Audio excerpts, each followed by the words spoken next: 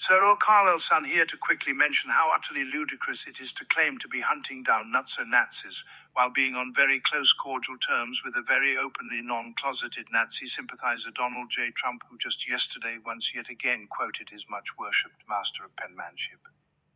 The avid reader and an admirer of the Chapist Sein mode, a clocking, fidgety and patriotic motherfuckery of Adolf Hitler, the sniffing Father Adam of rotten pervitine, in which Trump partakers by bouts of sniffs, and just as well the big and hinged boy he is without training wheels and Secret Service issued diaper, the greatest diaper filler on all land.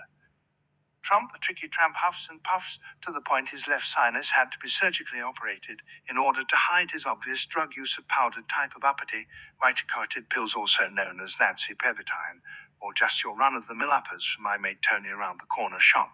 Tony mating mate good old bloke here says he dunno, he hasn't got the faintest what they are. He dunno, but after my own empirical research I have shockingly safely concluded they are really very akin to nutso-Nazi pervitine. Basically it's much like the raspberry donut rubbing case of the Prime Ministress of Finland, the infamous Sanna Marin, the muffin rubber, the leg snatcher with the snatch she slit, of a ghastly gaping baloney humbug mortadella who, however, dentally dentata hocus and pocus, the feline with eyes glowing and drugged by socialist gobbledygook as if her ablaze the drug ragginess was high off her clutter rockers on Russian mobster state smuggled hush kush. It's all just a means really to destroy the youth of foreign nations, but not by STDs.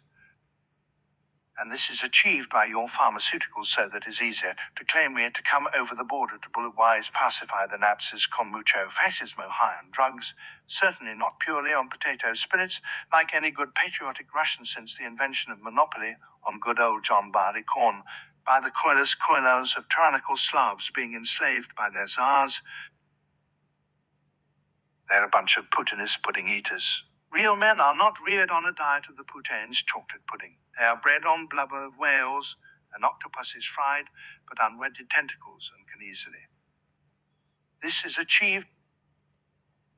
Eat one tuna fish a day, and believe it or not, can muster to eat Canadian national poutine if drowned in enough mustard, pure weeds and maple syrup and raw pine needles squeezed the living life juice out of and smacked onto his raw palate.